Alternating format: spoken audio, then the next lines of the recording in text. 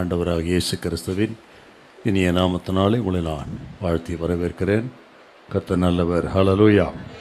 இந்த நாளிலும் ஆண்டவர் நம்மோடு பேசி நம்ம சுத்திகரிக்கும்படியாக 2 கொரிந்தியர் 5ஆம் அதிகாரம் 21வது வசனம்.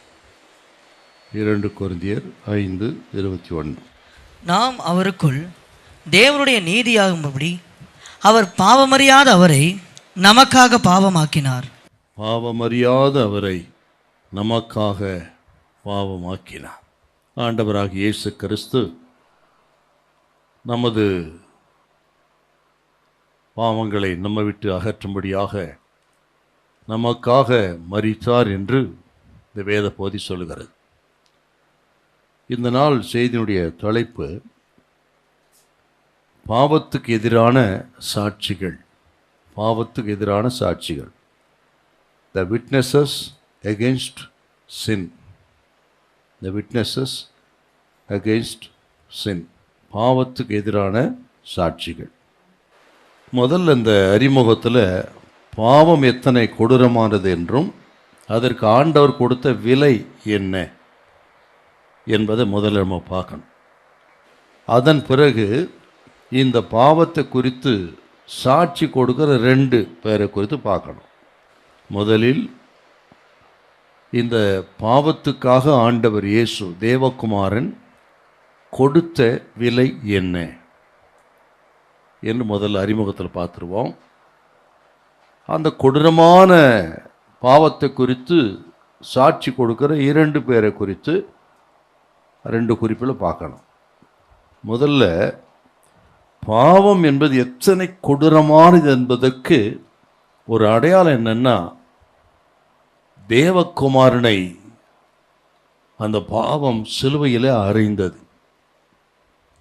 பாவத்தின் இந்த கொடூர உச்சம் என்னன்னு கேட்டிங்கன்னா, தேவகுமாரனாகி இயேசுவை, பாவம் அறியாதவர், பாவம் இல்லாதவர், பாவம் செய்யாத பரிசுத்தராகிய தெய்வத்தை பிதாவாகிய தேவன் சிலுவைக்கு ஒப்பு கொடுத்து சிலுவையில் மரித்தார் என்றால், இந்த பாவத்தின் கொடூரம் உச்சம்தான் சிலுவை மரணம். நீங்கள் 1 பேதுரு 2ஆம் அதிகாரம் 24வது வசனம் கூட கொஞ்சம் வாசிங்க. நாம் பாவங்களுக்கு செத்து நீதிக்கு பிழைத்திருக்கும்படிக்கு அவர் தாமே தமது சரீரத்திலே நம்முடைய பாவங்களை சிலுவையின் மேல் சுமந்தார். நம்முடைய பாவங்களை சிலுவையின் மேல் சுமந்தார். அப்படின்னா ஆண்டவர் சிலுவையில் மரித்தது அவருக்காக இல்லை, நமது பாவங்களுக்காக, பாவிகளுக்காக இயேசு சிலுவையிலே மரித்தார். நம்ம எல்லாருக்கும் நன்றாய் தெரியும், 1 யோவான் 3:5 சொல்லுகிறது, பாவம் இல்லாதவர் இயேசு. வாசி கேட்ட 2 கொரிந்தியர் 5:21 பாவம் அறியாதவர் இயேசு. 1 பேதுரு 2:22 பாவம் செய்யாதவர் இயேசு. எபிரேயர் 7:26 பார்த்தீங்கன்னா, மாசற்றவர், குற்றமற்றவர், பாவிகளுக்கு விலகினவர். அவ்வளோ மகா பரிசுத்தமுள்ள தெய்வம் அவர் சிலுவையில் மரித்தார் என்றால், எந்த குற்றமும் செய்யாத, பாவமும் செய்யாத, எந்த தவறுமே செய்யாத ஒரு பரிசுத்தமுள்ள தேவகுமாரன் சிலுவையில் போய் மரித்து சிலுவை தண்டனை ஏற்றுக்கொண்டார் என்றால், அவருக்காக இல்லை, நமது பாவங்களுக்காக, பாவிகளுக்காக. அப்படின்னா இந்த பாவம் எத்தனை கொடூரமானது அப்படின்னு பார்க்கலாம் நம்ம. ஆகவே தான் வேதத்தில் பார்த்தீங்கன்னா, பாவிகளை ரட்சிக்க கிறிஸ்து இயேசு உலகத்தில் வந்தார் அப்படின்னு 1 தீமோத்தேயு 1:15 நம்ம பார்க்குறோம். அடுத்தது கலாத்தியர் 1:4 கொஞ்சம் வாசிங்க. பாவிகளுக்காக வந்து மரிச்சாருங்கிற சில வசனத்தை வாசிக்கணும் நம்ம. கலாத்தியர் 1:4 அவர் நம்மை இப்பொழுது இருக்கிற பொல்லாத பிரபஞ்சத்தினின்று விடுதலையாக்கும்படி நம்முடைய பிதாவாகிய தேவனுடைய சித்தத்தின்படியே நம்முடைய பாவங்களுக்காக நம்மைத்தாமே ஒப்பு கொடுத்தார். இயேசு நமக்காக மரித்தார். இன்னொரு வசனம் பாருங்க, எபேசியர் 5:25. நிறைய வசனங்களை கோட் பண்ணுவேன், நீங்கள் குறிச்சுக்கிடணும், அதெல்லாம் பார்க்கணுங்க. எபேசியர் 5:27. கரை திரை முதலானவைகள் ஒன்றுமில்லாமல் பரிசுத்தமும் பிழையற்றதுமான மகிமையுள்ள சபையாக அதை தமக்கு முன் நிறுத்திக் கொள்வதற்கும் தம்மைத்தாமே அதற்காக ஒப்பு கொடுத்தார். அப்ப நம்ம பரிசுத்தம் செய்யும்படி, அந்த பாவத்திலிருந்து நம்ம ரிலீஸ் பண்ணி நம்ம பரிசுத்தமாய் வாழ்வதற்காக இயேசு சிலுவையிலே மரித்தார். ஆகவே தான் லூக்கா 19:10 பார்க்கிறோம், ஸ்தோத்திரம், கெட்டு போகிறது ரட்சிக்கும்படி வந்தார் இயேசு, இழந்து போனதை தேட வந்தார் இயேசு அப்படின்னு பார்க்கிறோம். அதுக்காகத்தான் சிலுவைக்கு போனார் இயேசு. அப்படி கெட்டு போனதை ரட்சிக்க, இழந்து போனதை திரும்ப பெற்றுக்கொள்ள அவர் கொடுத்த விலை, அதுதான் சிலுவை. இயேசு என்றால என்ன அர்த்தங்க? அதுக்கு மத்தேயு 1:21 என்ன சொல்லுதுங்க? 1:21 மத்தேயு. அவள் ஒரு குமாரனை பெறுவாள், அவருக்கு இயேசு என்று பெயரிடுவாயாக. அவருக்கு இயேசு என்று பெயரிடுவாயாக, ஏனெனில் அவர் தமது ஜனங்களின் பாவங்களை நீக்கி அவர்களை ரட்சிப்பார் என்றார்.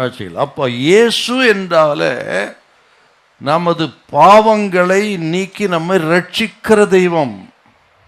எல்லாம் கணிச்சிட்டே வரணுங்க.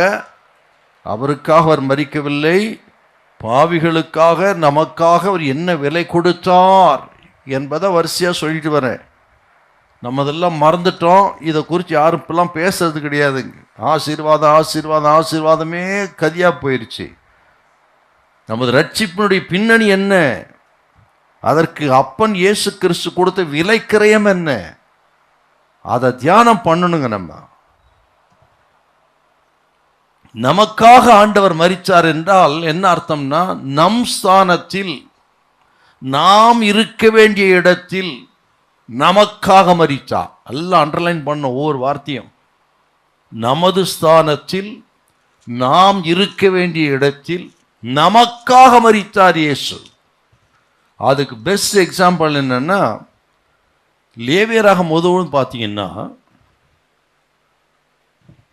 ஒரு இன்னசென்ட் அனிமல், பாவமறியாத ஒரு மிருகம் அடிக்கப்படுகிறது.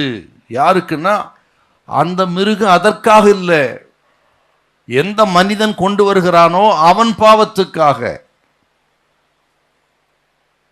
அவன் அடிக்க வேண்டிய இடத்தில், அவன் இருக்க வேண்டிய இடத்தில் அவனுக்காக மரிக்கிறது அந்த ஒரு இன்னசென்ட் அனிமல். ஒரு ஆடோ காளையோ ஏன் மரிக்கிறது? ஆசீர்வாத கூடாரத்தில் கொண்டு வந்து பலிபீடத்தில் வைத்து பலி செலுத்துகிறார்கள் என்றால், ஏன் அந்த மிருகம் மரிக்கிறது என்றால், அந்த மிருகத்துக்காக இல்லைங்க, அதை கொண்டு வருகிற அந்த மனுஷனுடைய பாவத்துக்காக. அவன் இருக்க வேண்டிய இடத்திலே அவனுக்காக மரிக்கிறது. அதை போல் இயேசு தான் ரேன்சம் அப்படின்னு ஆங்கிலத்தில் சொல்லுவாங்க. அந்த மனுஷனை பாவத்திலிருந்து மீட்டெடுக்க பலியாகிற அந்த ஆட்டை போல் நம்ம எல்லாம் பாவத்திலிருந்து மீட்டெடுப்பதற்கு நமது ஸ்தானத்தில் நமக்காக நாம் இருக்க வேண்டிய இடத்துல அவர் தம்மை ஒப்பு கொடுத்தார். ஹல்லேலூயா.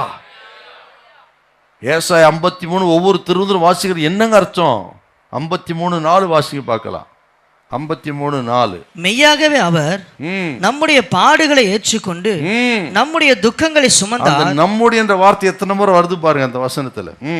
நம்முடைய பாடுகளை ஏற்றுக்கொண்டு நம்முடைய துக்கங்களை சுமந்தார். நம்முடைய துக்கங்களை சுமந்தார். நாமோ அவர் தேவனால் அடிபட்டு வாதிக்கப்பட்டு சிறுமைப்படுத்தப்பட்டார் என்று எண்ணினோம். அடுத்த வசனம் பாருங்க. நம்முடைய மீறுதல்கள் நிமித்தம் அவர் காயப்பட்டு நம்முடைய அக்கிரமங்களின் நிமித்தம் அவர் நொறுக்கப்பட்டார். நமக்கு சமாதானத்தை உண்டு போன ஆக்கினை அவர் மேல் வந்தது. நம்முடைய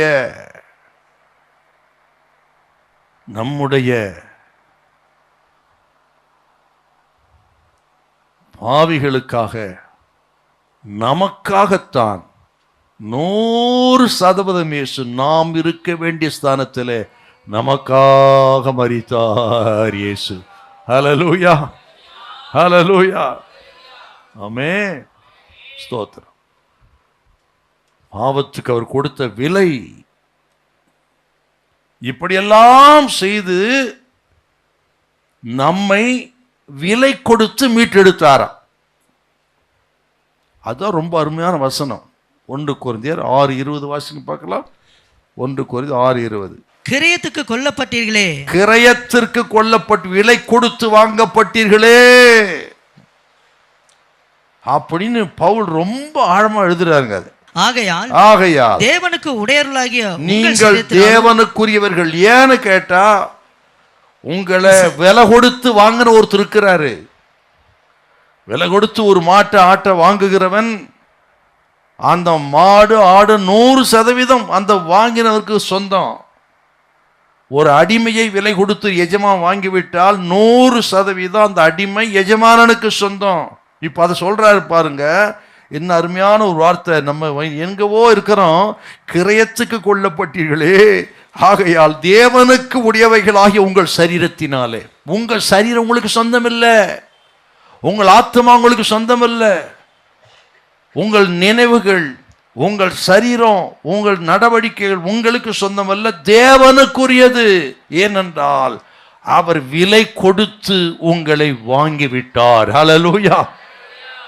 அப்படி வாங்கப்பட்ட நீங்கள் எப்படி வாழணும்? உங்கள் சரீரத்தினாலும் ஆவியினாலும் தேவனை மகிமைப்படுத்துங்கள். நாம் இனி நம்முடையவர்கள் அல்ல. பார்த்தீங்களா?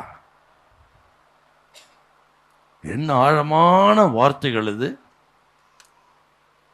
அந்த மிருகம் கொண்டு வர அந்த மனிதனுக்காக அநியாயமாய் மரிக்கிறது போல, நம் ஸ்தானத்தில் பாவமறியாத ஆண்டவர் இயேசு நமக்காக மரித்து நம்ம எல்லாம் விலை கொடுத்து வாங்கினார். அந்த விலை கொடுத்த விலைத்தான் அவருடைய ஜீவன், அவர் சிந்தின இரத்தம். அப்படின்னா நாம் நம்முடையவர்கள் அல்ல, நாம் ஆண்டவருக்குரியவர்கள். ஹல்லேலூயா. ஆக எதை பேசினாலும் புசித்தாலும் குடித்தாலும் தேவநாம மகிமைக்கையே நம்ம செய்யணும். ஆராதித்தாலும் சரி, எல்லாம் அவர் நாம மகிமைக்காய் செய்ய வேண்டும். நாம் நம்முடையவர்கள் அல்ல. ஹல்லேலூயா. ஆகவே தான் இன்னொரு வார்த்தை பயன்படுத்துவார் பவுல். அப்போஸ்தலர் 20:28 கொஞ்சம் வாசிங்களேன். 20:28. ஆகையால் உங்களை குறித்தும் தேவன் தம்முடைய சுய ரத்தத்தினாலே சம்பாதித்துக் கொண்ட, சுய ரத்தத்தின் மூலமாய் சம்பாதித்துக் கொண்ட தமது சபையை மேய்ப்பதற்கு, தமது சபை அவர் ரத்தத்தினால், சொந்த ரத்தத்தினால், ஆட்டின் ரத்தம் அல்ல, மாட்டின் ரத்தம் இல்லைங்க, அவர் சொந்த ரத்தத்தினால் சபை மீட்டு கொண்ட சபை. இங்க வந்திருக்கிறோமே நாம தான். நம்ம எல்லாரும் இயேசு எப்படி விலை கொடுத்து வாங்கினா, அவருடைய சொந்த ரத்தத்தை சிந்தி. இன்னொரு வார்த்தை சொல்றேன் உங்களுக்கு. 1 பேதுரு 2:9 வாசிங்க பார்க்கலாம். நீங்களோ உங்களை அந்தகாரத்தினின்று தம்முடைய ஆச்சரியமான ஒளியிடத்திற்கு வரவழைத்தவருடைய புண்ணியங்களை அறிவிக்கும். வரவழைத்தவருடைய புண்ணியங்கள். உங்களை வரவழைத்தவர் யார்? இருளிலே கடந்த நம்மை அந்த இருளை விட்டு வெளியிடத்துக்கு வரவழைத்தவர் யார்? எப்படி நம்ம வரவழைத்தார்? அவர் சொந்த இரத்தத்தினாலே சிலுவைக்கு போய் பாடுபட்டு இருளுக்குள்ளே கடந்த நம்மை வெளிச்சத்துக்கு வரவழைத்தார். ஆகவே நீங்கள் உங்கள் ஆவியினாலும் ஆத்மாவினாலும் தேவனை மகிமைப்படுத்துங்கள். ஹல்லேலூயா. அதே 1 பேதுரு 1:18-19, பொன்னினால் வெள்ளியினால் மீட்கப்படாமல் விலையேறப்பட்ட மாசற்ற ஆட்டுக்குட்டியாக இயேசு கிறிஸ்து இரத்தத்தினால் மீட்கப்பட்டீர்களே என்றால், நாம் அத்தனை விலையேறப்பட்டவர்கள், விலை கொடுத்து வாங்கப்பட்டவர்கள். ரட்சிக்கப்பட்ட அத்தனை பேருக்கும் இதே சத்தியம்தான். நாம் ஆண்டவரால் விலை கொடுத்து வாங்கப்பட்ட கூட்டம். ஹல்லேலூயா. நமக்காக ஆண்டவர் கொடுத்த விலை கல்வாரி சிலுவையும் அவர் சிந்தின ரத்தம் என்றார். நமது பாவம் ஆண்டவரை தேவகுமாரனை கொன்று போடும் என்றார். அந்த பாவத்தை குறித்து எவ்வளோ எச்சரிக்கையா இருக்கணுங்க. நம்ம அவருடைய பாடுகளை குறித்து சில வார்த்தைகளை சொல்லிட்டு அந்த 2 முக்கியமான சாட்சிகளை பார்க்கணுங்க. அவருடைய பாடுகள்ங்கிறது மிகவும் அதிகமானது. The sufferings of Jesus Christ were extremely great. Extremely great. ஏதோ பாட்டு பாட்டு போயிடுறோம். நம்ம குட் ஃப்ரைடே அன்னைக்கு வந்து நம்ம ஏதோ ஆராய்ச்சி போயிடுறோம். ஆனால் அவருடைய பாடுகள், the suffering of Jesus Christ is extremely great. அது சொல்கிறேன் பாருங்க, அது பாடு எவ்வளோ பயங்கரன்னு. பிறப்பிலிருந்து மரணம் வரை, ஆண்டவராக இயேசு கிறிஸ்துடைய பிறப்பிலிருந்து மரணம் வரை பாடுகள் தான் இருக்கு.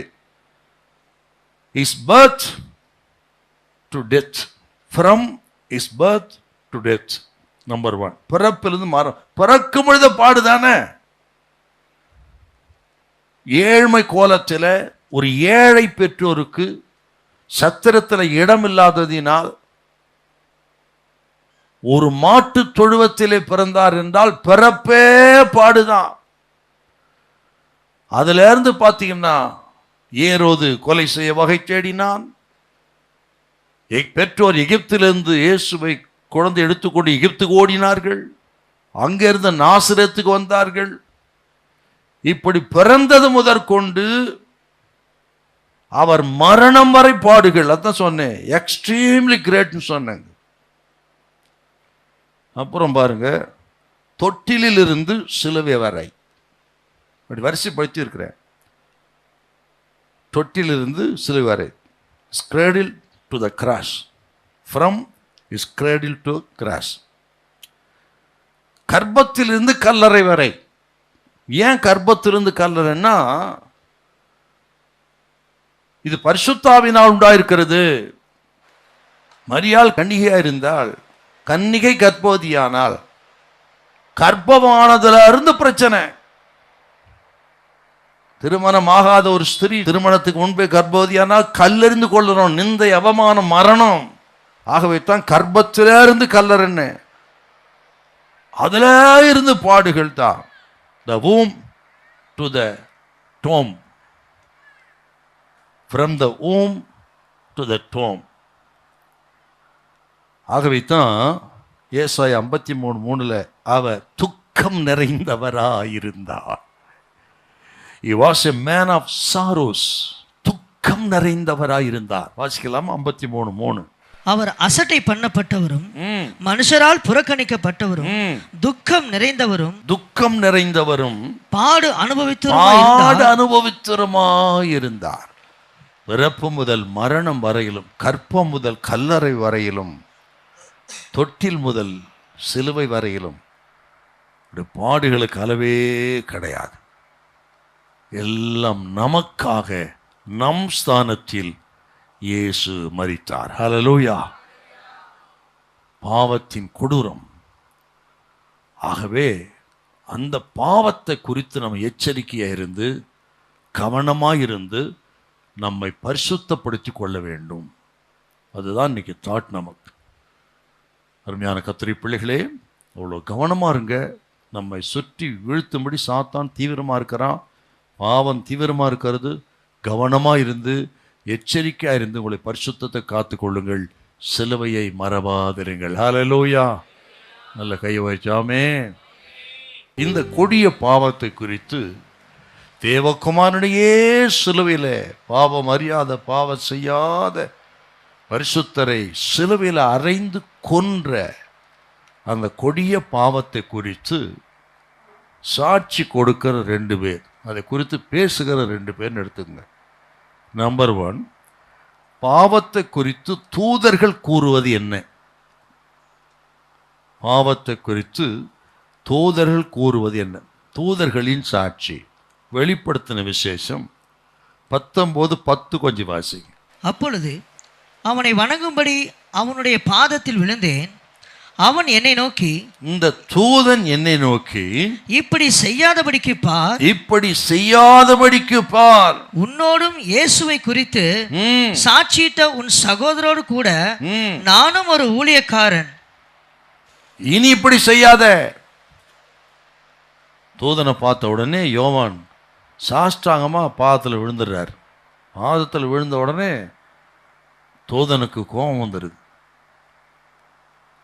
இனிமேல் இப்படி செய்யாத, கவனமாறு. ஏனென்றால் இது ஒரு பாவம். தொழுது கொள்ள வேண்டிய தெய்வத்தை விட்டுவிட்டு அவருக்கு மாற்றாக அந்த ஸ்தானத்தில் வேற தூதனை வைத்தாலோ மனுஷனை வைத்தாலோ பாவம். அவருக்கு சப்ஸ்டிட்யூட் ஒண்ணு கிடையாது உலகத்தில். அவர் ஒருவரே ஆராதனைக்குரியவர், இயேசு ஒருவரே துதிகளுக்குரியவர், இயேசு ஒருவரே எல்லா மகிமைக்கு பாத்திரர். அவரே ராஜாதி ராஜா, அவரே கர்த்தாதி கர்த்தா, அவரே தேவாதி தேவன். ஓ, சர்வத்துக்கு மேலாகிய தெய்வம். ஓ ஹல்லேலூயா. அவர் மகிமையின் சொரூபமாயிருக்கிறார், மகிமையின் பிரகாசமாயிருக்கிறார், தன்மையின் சொருகமாயிருக்கிறார். இயேசு என்றால் தேவனோடு கூட இருந்தவர், தேவனாக இருந்தவர் என்றால் அவருக்கு சமமான உலகத்தில் ஒன்றுமில்லை. ஆக அவர் ஸ்தானத்திலே எந்த தூதனையும் வைக்கக்கூடாது, எந்த செயின்ட்டையும் வைக்கக்கூடாது, எந்த மனிதனையும் வைக்கக்கூடாது. ஆகவே இதுக்கு மேல இப்படி செய்யாத என்று ஆண்டவர் இருக்க வேண்டிய ஸ்தானத்தை வேறொருக்கு கொடுத்தால் அது பாவம் என்று தூதன் இங்கு கடுமையான ஒரு சாட்சி சொல்றார். ஏனென்றால் தூதர்கள் தேவனால் சிருஷ்டிக்கப்பட்டவர்கள், அவர்கள் மகா பரிசுத்தம் உள்ளவர்கள், பரிசுத்த தேவனால் சிருஷ்டிக்கப்பட்ட பரிசுத்த தூதர்கள் அவர்கள். அவர்களுக்கு சின்ன பாவமா இருந்தாலும் பெரிய பாவமா இருந்தாலும் ஏற்றுக்கொள்ளவே முடியாது. அவர் பாவம் இல்லாதவர், பாவம் செய்யாதவர். அவரால் சிருஷ்டிக்கப்பட்ட தூதர்களுக்குள்ளே எவ்வளவேனும் இருள் இல்லை, எவ்வளவேனும் அவர்களுக்குள்ள பாவம் கிடையாது. அப்படி பாவமே இல்லாத தேவனால் சிருஷ்டிக்கப்பட்ட பரிசுத்த தூதர்களுக்கு முன்பாக ஒரு மனுஷன் பாவம் செய்யும் பொழுது காலில் விழுந்துட்டு அவ்வளவுதான், அதை ஏத்துக்கவே முடியலங்க. இதற்கு மேல் இப்படி செய்யாத, கவனமாறு. அவர்களால் பொறுத்து கொள்ள முடியல. ஏன்னா அவ்வளோ பரிசுத்த தூதர்கள். அப்படின்னா எவ்வளோ முக்கியங்கிறது. அப்படி சில வார்த்தை சொல்லுவேன். அதில் இன்னொரு வசனம் சொல்றேன் பாருங்க. யூதா 1 அதிகாரம் 9, ஒரு அதிகாரம் தான் இருக்குது. அதில் 9வது வசனம் கொஞ்சம் வாசிக்க பார்க்கலாம். பிரதான தூதனாகிய மிகாவேல் மோசேயினுடைய சரீரத்தை குறித்து பிசாசுடனே தர்க்கித்து பேசின போது அவனை தூஷணமாய் குற்றப்படுத்தாமல் துணியாமல் கர்த்தர் உன்னை கடிந்து கொள்வாராக என்று சொன்னான். கர்த்தர் உன்னை கடிந்து கொள்வாராக. என்ன ஒரு ரகசியமான வார்த்தைங்க இது. நம்ம தான் பிசாசு என்ன பண்றோம், வாடா போடான்றதும். நம்ம அந்த வைராக்கியத்தில் பேசுறோம். இதை கவனிக்க இந்த வசனம். அந்த தலையா இந்த தலையா என்ன பண்ற, பாடுறா போடுறா வாரா. தூதனே அவனை தூசிக்க துணியாமல் கர்த்தனை கடிந்து கொள்வார். ஏன் அப்படி சொல்றாருன்னு கேட்டீங்கன்னா, அந்த சாசை பார்த்து நீங்கள் சபித்தால் யாரையும் சபிக்க கூடாது, ஆசீர்வதிக்க வேண்டியது அன்றி சபியாதிருங்கள். சபிக்கிறவன் பிசாசுக்கு துணை போவான். பழிக்கு பழி வாங்காத, பழி வாங்குகிறவன் பிசாசின் குணமுள்ளவன். தீமைக்கு தீமை செய்கிறவன் பிசாசுக்கு துணை போகிறவன். ஆக தீமைக்கு தீமை செய்வது, பழிக்கு பழி வாங்குவது, தூஷிப்பதவர் தூஷிக்க இடம் தராமல், பார்த்தீங்களா, தூஷணமாய் தர்க்கிக்காமல். அப்படின்னா இதெல்லாம் பிசாசின் சுபாவம், பிசாசு இடம் கொடுத்த மனிதர்களின் சுபாவம். அதுக்கு கூட இடம் கொடுக்கணுங்க ஏன்னா பரிசுத்த தூதர்கள். அவர்களுக்கு மனிதர்களைப் போல, பிசாசு இடம் கொடுத்த மனிதர்களைப் போல தீமைக்கு தீமை செய்யாமல், வசைப்பாடாமல், பயமுறுத்தாமல், பழிக்கு பழி வாங்காமல் உன்னை கர்த்தர் கடிந்து கொள்வாராக என்று எவ்வளவு கண்ணியமா பேசுற பிசாசு கூட. காரணம் என்ன, மனுஷரை போல நான் பேசினா அப்ப பிசாசு இடம் கொடுத்த மனுஷரை போல பிசாசு அந்த மனிதர்களுக்கு சமமாயிருவான். அதுக்கு தான் அப்படி சொல்றாரு அவர். அப்படின்னா எவ்வளோ பரிசுத்தம், வார்த்தையில் எவ்வளோ பரிசுத்தமாக இருக்கணும். நம்ம இஷ்டம் போல் நம்ம பேசுகிறோமே, அப்படி பேசுனா பிசாசுக்கு துணை போகிறோம். நம்ம பிசாசின் வேலையை எடுத்துக்கிறோன்னு அர்த்தம், பிசாசின் வேலையை செய்கிறோன்னு அர்த்தம். கண்டபடி குற்றம் பேசுறது, குறை பேசுறது, சபிக்கிறது தப்பு. அவன் அழிஞ்சு போட்டோம் அப்படின்னு நினைக்கிறது, அந்த ஒரு சிந்தை கூட வரல பாருங்க தூதனுக்குள்ள. ஆகவே அந்த வார்த்தையை பாருங்க, அவன் தூஷணமாய் பேசாமல் கர்த்தர் உன்னை கடிந்து கொள்வாராக. அவ்வளோ பரிசுத்த தூதர்கள். அப்படின்னா அந்த பாவத்தை குறித்த விஷயத்துல வாயின் வார்த்தைகளாகட்டும் எதுவாகட்டும் கண்ணியமா இருக்கணும். நம்ம மனம் பதறி பேசினான் மோசே, விட்டார் ஆண்டவர். கலகக்காரரே இவ்வளவுதான் சொன்னாருங்க, வேற ஒன்றும் சொல்லலை. அந்த ஜனம் தொடர்ந்து முறுமுறுக்கிறாங்க. என்னாக 20ஆம் அதிகாரத்தில் பேச சொன்னா அடிக்க வர்றாரு. இப்போ எப்படி சொல்லி அடிச்சாராம்? கலகக்காரரே. இது என்ன கெட்ட வார்த்தையா? அது கலகக்காரரே. அவ்வளவுதாங்க. கர்த்தர் சொல்லிட்டார், மோசே இந்த ஜனங்களுக்கு முன்பாக என் சாட்சி கெடுத்துட்டப்பா நீ, ஆகவே நீயும் ஆரோனும் கானானுக்குள்ள பிரவேசிக்கிறது இல்லை. ஆண்டவரே இவ்வளோ 40 வருஷம் கஷ்டப்பட்டு வந்துட்டேன், இதோ பக்கத்திலே இருக்கிறது, ஒரு விஷயம் போயிட்டு வந்துடுறேன். பேசாத, அதை குறித்து என்ன இடத்துல நீ பேசாத. அப்பா என்ன ஆண்டவர் கடுமையா இருக்காரு. காரணம், ஆண்டவர் ஒரு தேவ மனுஷனை ஒரு ஸ்தானத்தில் வைத்து விட்டால் அநேக ரெஸ்பான்சிபிலிட்டிஸ் இருக்கிறது. பிரிவிலேஜஸ் போல ரெஸ்பான்சிபிலிட்டிஸ் இருக்கிறது. ஆகவே தேவ ஜனத்துக்கு இதெல்லாம் ஒரு எச்சரிப்பின் சத்தம். நம்மளாம் ரட்சிக்கப்பட்டிருக்கிறோம், சமுதாயத்தை கர்த்தர் வைத்திருக்கிறார் என்றால் ரெஸ்பான்சிபிள் உள்ளவங்க நம்ம. ஆகவே நமது வார்த்தையில் கவனமாக இருக்கணும், நமது செய்களை கவனமாக இருக்கணும்னு அர்த்தங்க. கானானுக்கு போகவே இல்லையா மோசே? ஆகவே அந்த தூஷணமாய் பேச துணியாமல். ஆகவே இந்த நேரத்தில் நம்ம வாயின் வார்த்தையில் எப்படி இருக்கும் கொஞ்சம் பாருங்க. கெட்ட வார்த்தை ஒன்று வாயிலிருந்து வராதிருப்பதாக. ஆகாத சம்பாஷணை நல்லொழுக்கத்தை கெடுக்கும். தெளிவாக இருக்கிறதுங்க. பொய் சொல்லாத, பழி வாங்காத. அவர் வாயிலே வஞ்சனை காணப்படவில்லை, பயமுறுத்தவில்லை. நீதியாய் தீர்ப்பு செய்கிறவருக்கு தம்மை ஒப்பு கொடுத்து அடிக்கப்படும் கொண்டு போகிற ஆட்டை போல மௌனமாக இருந்தார் இயேசு. அந்த இரத்தத்தால் மீட்கப்பட்ட ஜனம் அல்லவா நம்ம. என்ன கோபம் வந்தாலும் சரி எல்லை மீறக்கூடாதுங்க. என்னத்தான் கோபம் வந்தாலும் சரி ஆண்டவர் ரோகத்தை எல்லை மீறக்கூடாது. அதை அடக்கி ஆளுகிறான் தான் கிறிஸ்தவன், அவன் தான் ரட்சிக்கப்பட்டவன். நான் சொல்றது நீங்க எல்லாரும் பாவிகள்னு சொல்ல வரல, அப்படி சொல்லலை. தவறி இருந்தால் தவறை திருத்திக் கொள்ளுங்கள், வாயின் வார்த்தைகளிலே கவனமாக இருங்கள். ஹல்லேலூயா. இல்லை கையை உயர்ச்சி ஹல்லேலூயா. ஆமென். இப்போ தூதனுக்கு பொறுக்கலை பாருங்க. இனி இப்படி செய்யாத, என் காலில் விழுந்து வணங்கக்கூடாது, இது ஆண்டவருக்கு மட்டும்தான். அப்படின்னா உங்கள் வீடுகளில் எந்த விக்கிரக போட்டோம் இருக்கக்கூடாது, விக்கிரக வணக்கம் பண்ணக்கூடாது. பாஸ்டர் என்னெல்லாம் சொல்லிட்டார், கரெக்டாக சொல்லிட்டார். எல்லாம் ஃபோட்டோ மூட்டை கட்டி கொண்டு போய் எங்கள் அக்கா வீட்டில் வச்சுட்டு வந்துடுறேன். அது இதோட மோசம். நல்லா இருக்க அக்காவை நீ கெடுக்கிறது போல. எங்கே தூக்கி போடுங்க தெரியாது எனக்கு. ஆகவே கவனமாக இருங்க. ஏன் விழக்கூடாதுன்னு சொன்னார்னா, இந்த கனம் அவருக்குரியது. தூதன் ஏன் சொல்றான்னா, இந்த கவனம் அவருக்குரியது. அவருக்குரியதில் கொஞ்சம் கூட நான் எடுக்கப்படாது. தேவனுக்குரிய கனத்திலே கொஞ்சம் கூட எனக்கு வரக்கூடாது. அதுல கவனமா இருக்காங்க தூதன். ஆகவே தான் சொல்றேன், இனி அப்படி பண்ணாத. அந்த கனம் 100% அவருக்கு தான். ஹல்லேலூயா.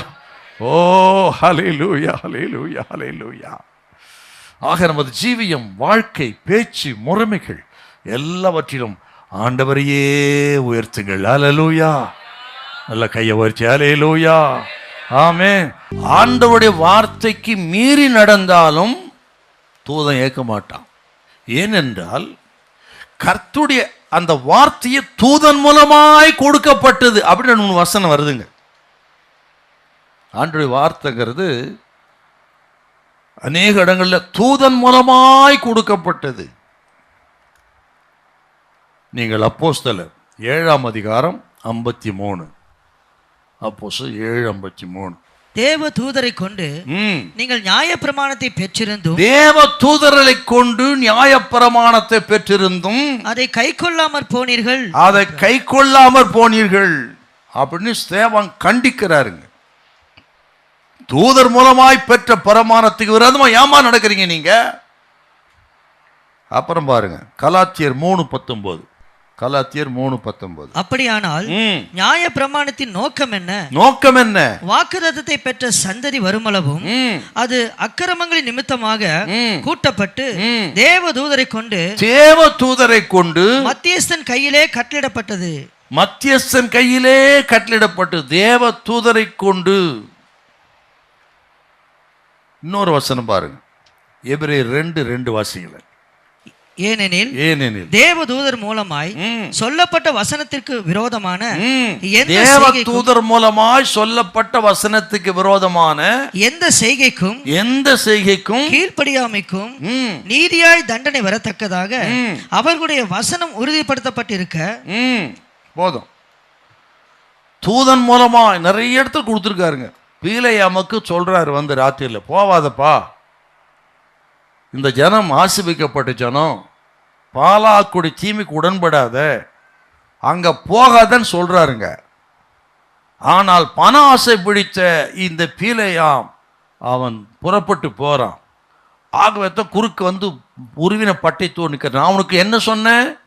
போகாதேன்னு சொன்னேன், நீ எப்படி போற நீ என்று குறுக்கே நின்று உருவின பட்டைத்தோடு நின்றான். கழுதைக்கு எந்த உபதேசம் கிடையாது. கழுதைக்கு சொன்னாரா, கழுத நீ இப்படிலாம் பண்ணாதன்னு? உபதேசம் பெறாத கழுத ஒழுங்கா நடக்குது.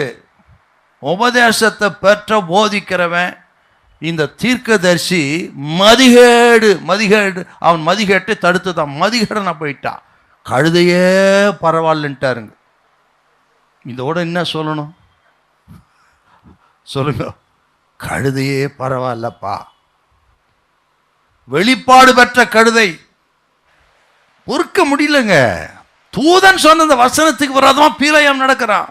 இப்போ 2-3 இடத்தை காட்டும் உங்களுக்கு பாருங்க. தூதர்கள் எவ்வளோ பரிசுத்தர்கள்.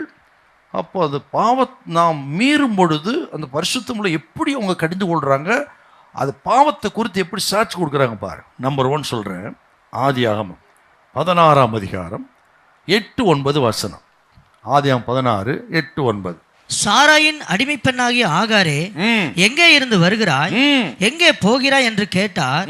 அவள், நான் என் நாச்சியாராகிய சாராயை விட்டு ஓடி போகிறேன் என்றால், அப்பொழுது கர்த்தருடைய தூதனானவர், நீ உன் நாச்சியார் அண்டைக்கு திரும்பி போய் அவள் கையின் கீழ் அடங்கியிரு என்றார். நீ திரும்பி போய் சாரா கிட்ட அடங்கியிரு. ஆகார் சாரானுடைய கொடுமையை தாங்க முடியாம அவள் ஓடி வருகிறாள். வனாந்தரத்தில் தூதனானவர் சந்திக்கிறார். எங்கிருந்து வரமா?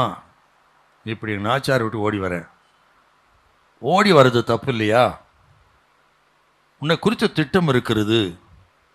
தேவனுக்கு பெரிய திட்டம் இருக்குது. அவனும் ஒரு முத்தா இருக்கிறான், அவனும் ஒரு பெரிய ஜாதியாவான், என்னெல்லாம் தேவன் திட்டம் வைத்திருக்கிறார் இஸ்மவேலை குறித்து.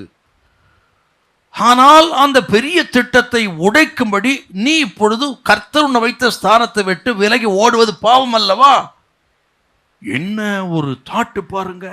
தூதன் பேசுறது நம்ம சாதாரணமாக வாசிட்டு போயிடுறத. ஆனால் ஏன் கோவப்படுறாருன்னா, திரும்ப போக சொல்றாருன்னா, உன்னை குறித்து தேவனுக்கு திட்டம் இருக்கிறது, பெரிய திட்டம் இருக்கிறது. உன் மகனை குறித்து திட்டம் வைத்திரு. அந்த திட்டத்தை நீ உன் கையாலேயே உடைக்கும்படி இப்பொழுது நான் வைத்த ஸ்தானத்தை விட்டு ஓடி போகிறா. திரும்ப போ, அங்கே போ, அடங்கிரு. பாவம் செய்ய இருந்த ஆகாரை கடிந்து கொண்டு தூதன் திருப்பி அனுப்பிட்டார். ஆச்சுங்களா? இது பாவம். எது பாவம்? கர்த்தர் வைத்த ஸ்தானத்தை விட்டு ஓட நினைப்பது பாவம். கர்த்தர் உங்களை ஒரு ஸ்தானத்தில் வச்சிருப்பாரு. சில நெருக்கங்கள், போராட்டங்கள், பாடுகளை கண்டு ஓடிடலான்னு நினைக்காதீங்க. நகோமே மாறி ஓடிப்போனவள் எல்லாத்தையும் இழந்து வெறுமையாய் வந்தாள். ஆகவே அவருடைய பலத்த கரத்துக்குள் அடங்கி இருங்கள். ஏற்ற நேரத்தை தேவனோட உயர்த்துவார். ஹல்லேலூயா, ஆமே. ஆகவே குடும்பத்தில் இணைக்கப்பட்டிருக்கீங்களா? தேவன் தான் இணைத்து வைத்திருக்கிறார்.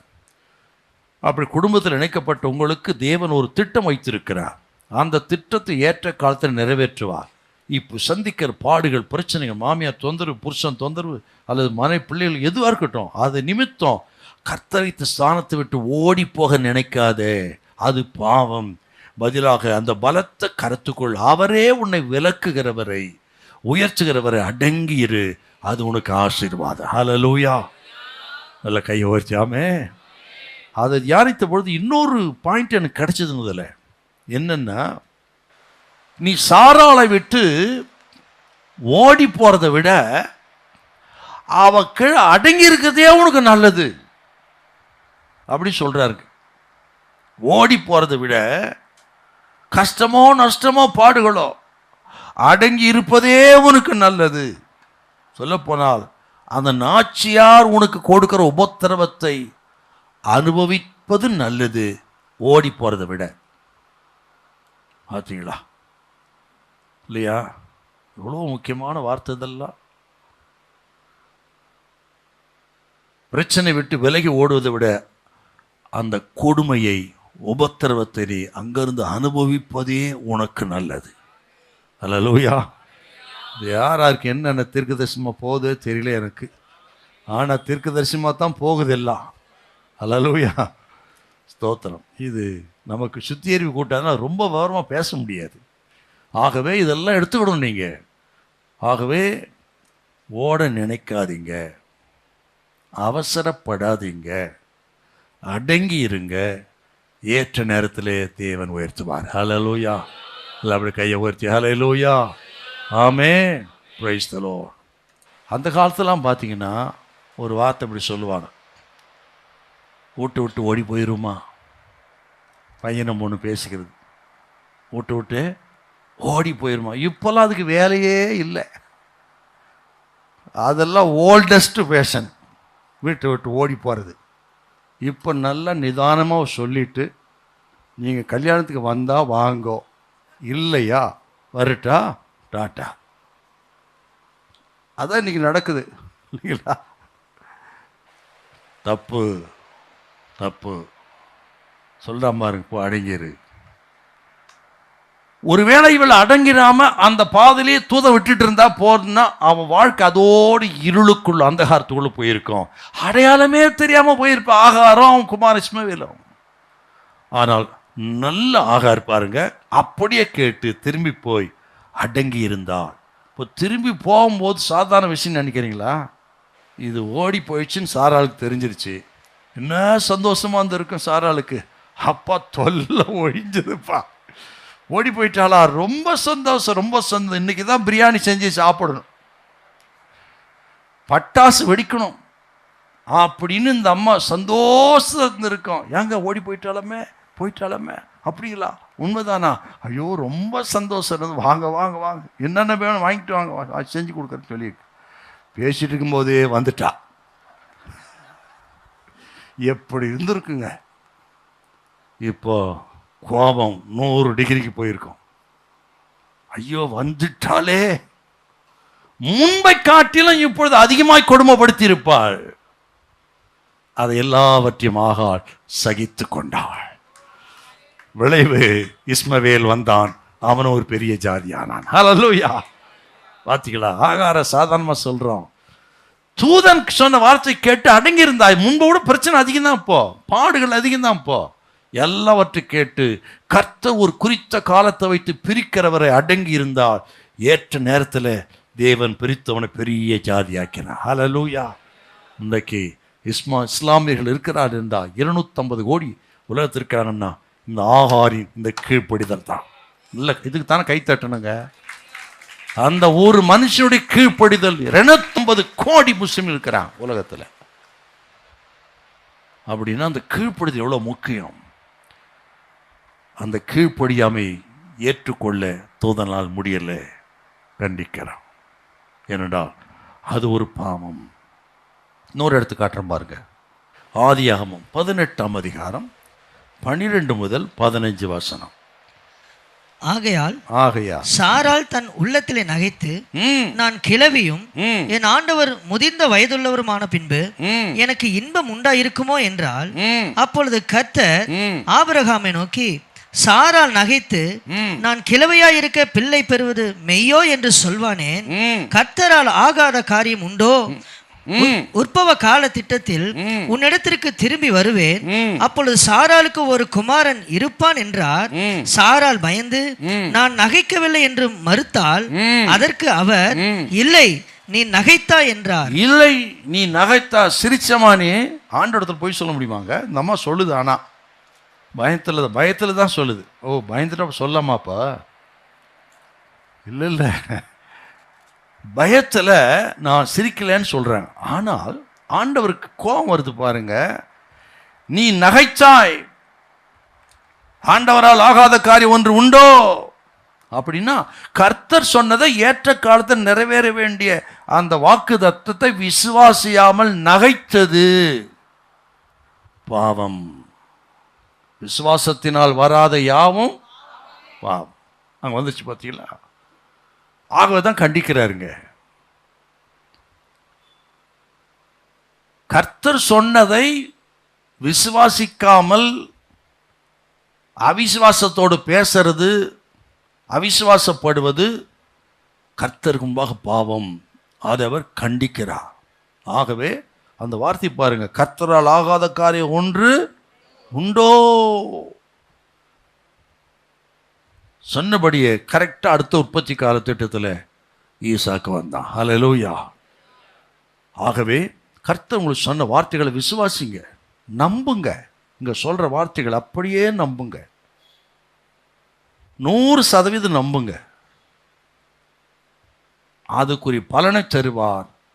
கண்டிப்பாக 100% நிறைவேறும். ஹல்லேலூயா. அவரால் ஆகாத காரியம் ஒன்றுமில்லை. அப்படி கையை உயர்த்தி சொல்லுங்க, அவரால் ஆகாத காரியம் ஒன்று. அவரால் எல்லாம் கூடும், எல்லாம் அவரால் கூடும். ஹல்லேலூயா. எல்லாம் அவரால். நல்லா கைத்தட்டி தோத்திரம் பண்ணுங்க பார்ப்போம். நல்லா கைத்தட்டி தோத்திரம் பண்ணுங்க. Praise the Lord. Hallelujah, hallelujah, hallelujah, hallelujah, hallelujah, hallelujah, hallelujah. எந்தன் இயேசு வல்லவர் என்றும் நடத்துவார். எந்தன் இயேசு வல்லவர் என்றும் நடத்துவார்.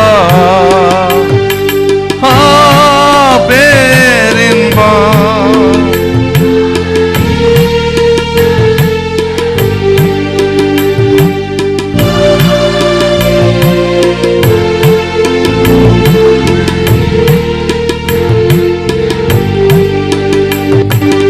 அனுதினம் அன்பருடன் இணைந்து செல்லுவே. அனுதினம் அன்பருடன் இணைந்து செல்லுவே. அற்புதமா அவர் அன்பு,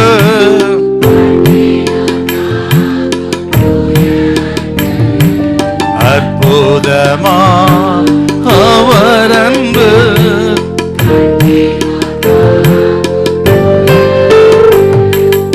இப்பூவினில் இவரை போ அன்பர் எவர் உண்டு?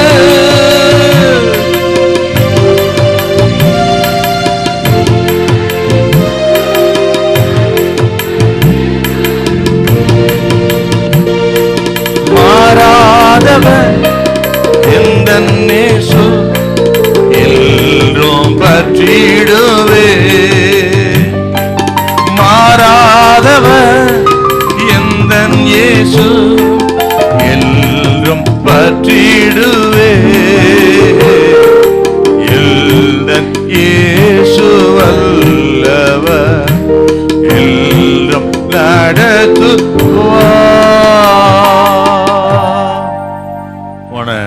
1ஆம் தேதி நினைக்கிறேங்க, ஒரு குடும்பம் வந்தாங்க ஜெபம் பண்ணுறதுக்கு. 6 முடிச்சு மாத பிறப்பு அன்னைக்கு. ரொம்ப கஷ்டம் அவங்களுக்கு. நல்ல ஆண்டவரை ஏற்றுக்கொண்ட ஒரு இந்து மார்க்கத்திலேருந்து வந்து உண்மையாக ரட்சிப்பின் அனுபவத்தை பெற்ற குடும்பம். ஒரு மகன் ஒரு மகள் அந்த சிஸ்டர். கஷ்டம்னா கஷ்டங்க அவள். நானே ரொம்ப நேரம் யோசிச்சிருக்கிறேன், ரொம்ப நாள் கஷ்டப்படு. இவ்வளோ கஷ்டத்தை அந்த குடும்பம் நிற்பாங்களா, நிற்க முடியுமா? சொந்த பந்தங்கள் தொந்தரவு, வியாபாரம் பண்ணுற இடத்துல தொந்தரவு, நஷ்டம், அவைகள் மத்தியில் அவங்க ரொம்ப நொந்து போய் வந்துடுதான். நான் சொன்னேன், இந்த நிலைமையில நீங்கள் விசுவாசிங்க அப்படின்லாம் சில காரியத்தை சொல்லிட்டு, கர்த்தர் நடத்துவார், உங்களை கைவிட மாட்டார் அப்படின்னு சொல்லிட்டு ஆமேன்னு சொல்லுங்க சிஸ்டர் அப்படின்னு. அப்புறம் தன்னை பலப்படுத்திட்டவங்க ஆமேன் கர்த்தர் செய்வார் அப்படின்னாங்க. எனக்கு ஒரு அபிஷேகம் வந்தது பாருங்க. அப்படியே தலையில் கை வச்சு, இயேசுவின் நாமத்தை இப்படியே நடப்பதாக, இப்படி ஆவதாக, இவர்கள் விடுவிக்கப்படட்டும், ஒரு அற்புதம் நடக்கட்டும் சுவாமி. நம்ம சொன்னது ஆமேன்னு சொன்னா நமக்கு ஒரு உற்சாக ஆவில வருது இல்லையா? ஆமா அப்படின்னா இருக்கிறதும் போயிடும். உங்களுக்கு போதே இல்லையா, எனக்கு போயிடும். சில நிற்கிறத பார்த்தா அப்படிதான் தெரியுங்க. ஜெபம் பண்ணும்போது என்ன சொன்னாலும் சரிங்க, அப்படியே கல் மாதிரி நிற்பாங்க. நமக்குள் இருக்கிறதெல்லாம் போயிடும். அப்போ நீ ஜெபிக்க வர்றவங்களும் எப்படி வரணுங்க? எப்படி வரணுங்க? ஆமென்னு போடணும், அது அப்படியே நடக்கும். ஹல்லேலூயா. அவரால் ஆகாத காரியம் ஒன்றுமில்லை, அவரால் எல்லாம் ஆகும். எதையும் எப்பொழுது செய்ய வல்லவராய் இருக்கிறார். அது பணமோ பொருளோ ஏதோ இருக்கட்டும், பிரச்சனையோ தடைகளோ, அவரால் ஆகாத காரியம் ஒன்றுமில்லை. அவரால் எல்லாம் கூட எல்லாம் என்றும் ஆமென் என்றும் இருக்கிறது. ஓ, அவர் சொன்ன வார்த்தைகள் ஒன்றும் தவறி போகவில்லை, ஒன்றும் தரையில் விழுந்து விடவில்லை, எல்லாம் நிறைவேறிற்று. ஓ, வானம் பூமி ஒடிந்து போகார், வார்த்தையோ ஒடிந்து போவதில்லை என்றால் அவர் சொன்னது நடக்கும். இன்று கர்த்தர் சொல்றா, முடியாது வந்திருக்கீங்களா, முடியும்னு கர்த்தர் சொல்றாரு. ஆகாது வந்திருக்கீங்களா, ஆகும்னு கர்த்தர் சொல்றாரு. ஓ, உன் வாயின் வார்த்தைகளை கர்த்தர் கனம் பண்ணுவா. இந்த நாள் ஒரு அற்புதத்தின் நாளாய் மாறும். பயப்படாதிருங்கள். ஹல்லேலூயா. கர்த்தர் சொல்ற வார்த்தையை வந்து நடக்காது முடியாது அப்படின்னு நகைச்சால் அவர் ஏத்துக்கிறது இல்லை, அது பாவம். ஃபார் எக்ஸாம்பிள் சொல்றதுக்கு நமக்கு நல்லா தெரியும். லூக்கா 1:13 யோவான்சனுடைய அப்பா யாருங்க? சகரியா. ஏன் ஊமையானார்? அவர் நல்லா தானே பேசிட்டு இருந்தார். சர்ச்சில் போயிட்டு நல்லா பாட்டு பாடி ஆராதனை நடத்தி எல்லாரும் வாழ்க வாழ்கன்னு வாழ்த்திட்டு இருந்தவர் ஏன் 1 வருஷம் ஊமையாக இருந்தார்? சொல்லுங்கோ. ஏற்ற காலத்திலே நிறைவேற வேண்டியதை நீ விசுவாசியாதபடினா நீ ஊமையா இருப்பாய் அப்படின்ட்டாருங்க. ஏற்ற காலத்து நிறைவேறும் தூதனே வந்து சொல்றாங்க. அப்போ தூதனே வந்து ஏற்ற காலத்து உனக்கு ஒரு குமாரன் இருப்பான்னு சொல்றதை ஏற்றுக்கொள்ள ஒரு ஆசாரியனா இருந்து கொண்டு ஏற்றுக்கொள்ள மறுத்ததின் விளைவு. இதுக்கு மேல இவனை விட்டா பேசியே காலி பண்ணிடுவான், தேவத்திட்டத்தை வந்து இவனே கெடுத்து தொலைப்பான். இன்று முதல் ஊமையா இருக்க கடவாய். புடுறா ஒரு சாபத்தின்ட்டார். அதுக்காக சொல்லுவாங்க புடுறா சாபம் அப்படின்னு. இது நல்ல சாபம். ஏன்னா 1 வருஷம் வாயை அடக்கிட்டு இருந்து தேவத்திட்டம் நிறைவேறுவதற்கு. ஹல்லேலூயா. பார்த்தீங்களா? அப்போ அவர் கோபம் வருது பாருங்க. ஆகவே ஆண்டவன் நமக்கு கொடுக்கிற வாக்கு தத்துவத்தை ஏற்ற நேரத்தில் நிறைவேற வேண்டியதை விசுவாசிக்க வேண்டிய நாம் விசுவாசியாமல் இருந்தால் அது அவருக்கு முன்பாக பாவம். ஆகவே தூதனார் கண்டிக்கிறார். ஆகவே எதெல்லாம் பாவம் சொல்லி தூதனே சொல்லிட்டு வர இருப்பார். இதை அப்படியே நிறுத்திக்கிடுவோம். ஒரு கருத்தை சொல்லி நம்ம ஜெபம் பண்ணலாம். இப்படி பாவம் செய்கிறவர்களை கண்டு கோபப்பட்டு தண்டித்து அவர்களுக்கு விரோதமாக பேசின தூதன் இன்னொரு இடத்துல பார்த்தீங்கன்னா அவன் சந்தோஷப்படுகிறான். எங்கன்னா லூக்கா சுவிசேஷம் 15:7-10. லூக்கா 15:7-10 வாசிங்களேன்.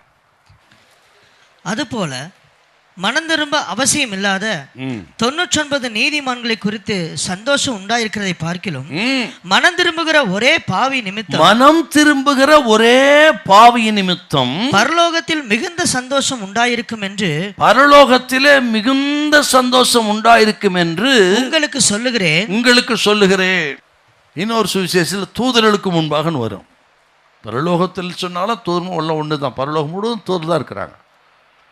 எப்போ ஒரு பாவி பாவத்தை விட்டு மனம் திரும்பும் பொழுது, அப்பொழுது பரலோகமே சந்தோஷப்படுகிறது, தூதர்களே சந்தோஷப்படுகிறார்கள். ரட்சிக்கப்பட்ட ஒரு சகோதரன் ஒரு சகோதரி பாவத்திலிருந்து விடுதலையாகி மனம் திரும்பி மறுபடியும் பாவத்துக்கு போகும் பொழுது அதே தூதர்கள் துக்கப்படுகிறார்கள். பாவி மனம் திரும்ப சந்தோஷப்படுறாங்க. ஆனால் ரட்சிப்பை பெற்று மனம் திரும்பின பிறகும் நாம் பாவம் செய்யும் பொழுது தூதர்கள் துக்கப்படுகிறார்கள். ஆண்டவர் துக்கப்படுகிறார், தூதர்களும் துக்கப்படுகிறார்கள். அதே நேரத்தில் மனம் திரும்பின ஒரு பாவி மறுபடியும் பாவம் செய்யும் பொழுது நரகத்தில் சந்தோஷம் உண்டா. அங்கே ஏற்கனவே எரிஞ்சுக்கிட்டு இருக்கான், அதன் மத்தியில் ஒரு சந்தோஷம் அவனுக்கு இருக்குது. பரவாயில்ல, நம்ம விட்டு போனால் மறுபடியும் வந்துட்டான், ரொம்ப சந்தோஷம் என்று நரகத்திலே ஒரு சந்தோஷம் வருது. நம்ம பரலோகத்தை சந்தோஷப்படுத்த போகிறோமா, நரகத்தை சந்தோஷப்படுத்த போகிறோமா? அதுதான் நமக்கு முன்பாக இருக்கிற கேள்வி. ஆக விட்டு வந்த பாவங்களிலே மறுபடியும் போகக்கூடாது. கவனமாக இருக்கணும். நீங்கள் எந்த விதத்திலும் சரி கவனமாக இருந்து உங்களை பரிசுத்தத்தை காத்து கொண்டால் தூதர்கள் சந்தோஷப்படுவார்கள், தேவன் சந்தோஷப்படுவார், பரலோகமே சந்தோஷப்படும். ஹல்லேலூயா, ஆமென். மனம் திரும்பின ஒரு தேவ மனுஷன் தேவ பிள்ளை மறுபடியும் பாவம் செய்யும் பொழுது ஏன் தூதர் துக்கப்படுறாங்கன்னா, அவர்கள் தேவனை அவமதிக்கிறார்கள். மீட்டெடுத்த தெய்வத்தை நாம் அவமதிக்கணும்னு அர்த்தங்க. இதெல்லாம் இருதயத்தை எழுத வேண்டிய வார்த்தை, ஈட்டிய போல வர வார்த்தை. இதெல்லாம்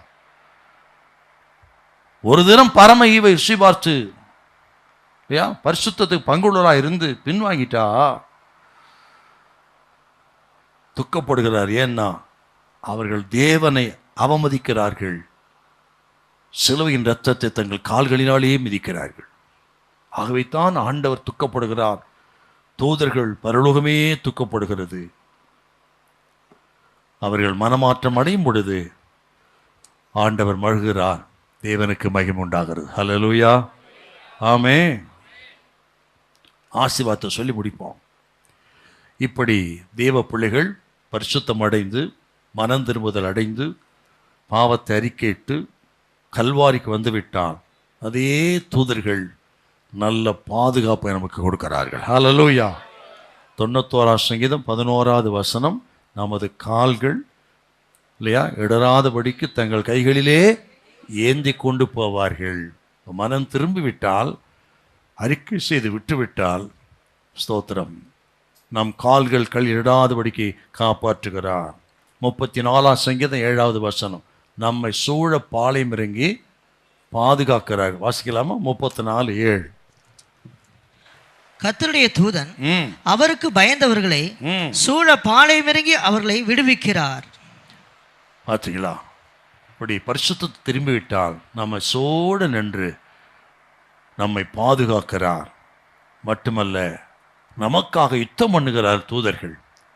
தானியேல் 10:20 படி தானியேலுக்கு பதில் வரக்கூடாதபடிக்கு சாத்தான் தடை செய்தான். மிகாவேல் தூதன் யுத்தம் பண்ணி 21ஆம் நாள் இறங்கி வந்து பதில் கொடுக்கிறான். நமக்காக யுத்தம் பண்ணுகிறார்கள்.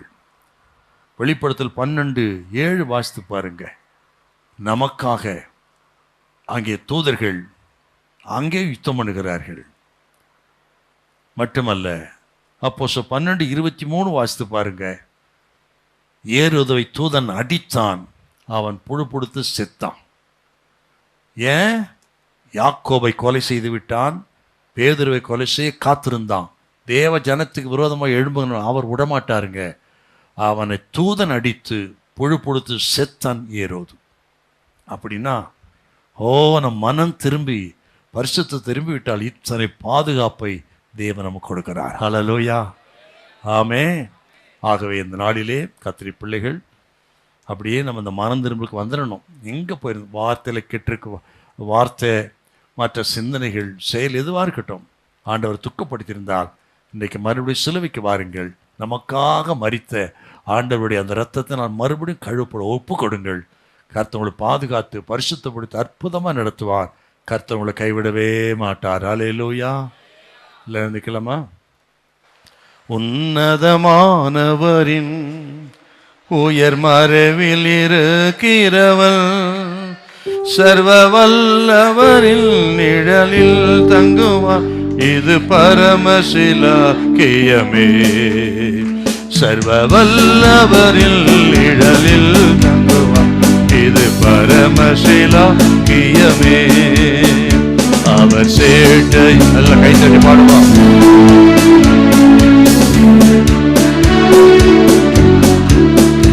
அவர் சேட்டையின் கீழ் அடைக்கலம் புகவேதம் சிறகுகளா மூடுவா. தேவனுன் அடைக்கலமே.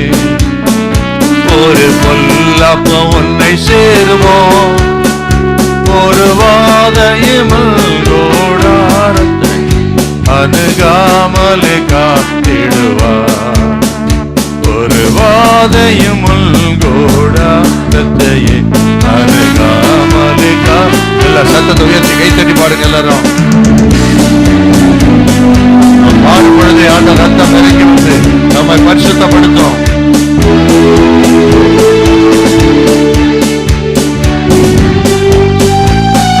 சிறகுகளால் மூடுவார் வழிகளில் எல்லாம். ஆமென்.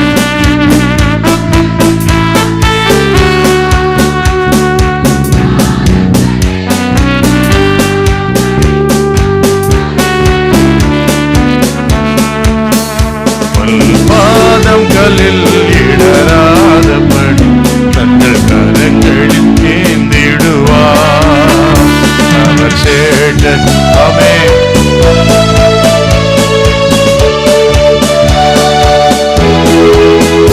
அவர் சேற்றையின் கீழ் அடைக்கலம் புகவே சிறகுகளால் மூடுவார். எல்லாம் கைத்தடி ஸ்தோத்திரம் பண்ணுங்க பாப்போம். எல்லாம் ஸ்தோத்திரம் பண்ணுங்க. ரத்தத்தினால கழுவி நம்மை சுத்தம் பண்ணி நம்மை பரிசுத்தப்படுத்தி நாளை பந்திக்கு ஆயத்தம் பண்ணுவாராக. Thank you Jesus. Thank you Holy Spirit. Thank you Holy Spirit. Oh glory glory. எல்லா தடைகளை அகற்றுகிறார். Hallelujah hallelujah hallelujah hallelujah hallelujah. கர்த்தர் நம்மை பரிசுத்தம் பண்ணுகிறார். Hallelujah hallelujah. எல்லா தடைகளை உடைக்கிறார் ஆண்டவர். உடைக்கிறார் ஆண்டவர். நம்ம பரிசுத்தம் பண்ணுகிறார். பரிசுத்தப்படுத்துகிற ஆண்டவர் நம்மோடு இருக்கிறார். மன்னிக்கிற ஆண்டவர் நம்மோடு இருக்கிறார். மறுபடி தூக்கி எடுக்கிற ஆண்டவர் நம்மோடு இருக்கிறார். ஓ, நமக்காக நம் ஸ்தானத்தில் மரித்தவர். அவர் மரணம் வீணாய் போகிறதில்லை. மனம் திரும்புகிற பாவி நிமித்தம் பரலோகமே சந்தோஷப்படுகிறது. உங்கள் நிமித்தம் கர்த்தர் சந்தோஷப்படுகிறார். ஹல்லேலூயா. God bless you. Praise the Lord.